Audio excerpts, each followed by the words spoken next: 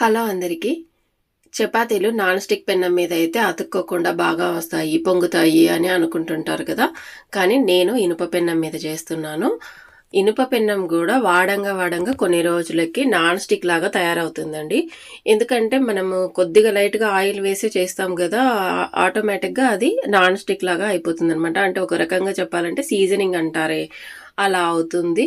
ఇంక cast iron ఇవి కొంచెం కాస్ట్ ఎక్కువ. అందరు కొనలేరు గదా! నేనైతే ఎప్పుడో తెచ్చుకున్నాను ఇనుప పెన్నాలే. కానీ అవి మంచిగా నాన్ స్టిక్ లాగానే వర్క్ అవుతున్నాయి. ఎవరైనా సరే ఎప్పుడైనా నాన్ స్టిక్ కంటే గూడా ఇనుప పెన్నం తెచ్చుకోండి. ఒకసారి కొన్నారంటే చాలు మనకి ఏండ్ల తరబడి వాడుకోవచ్చు. ఎప్పుడు వంటింట్లో సామానే కొనుక్కుంటుంటే మిగిలిన వాటికి డబ్బులెక్కడి నుంచొస్తాయని ఆలోచిస్తాను నేనైతే.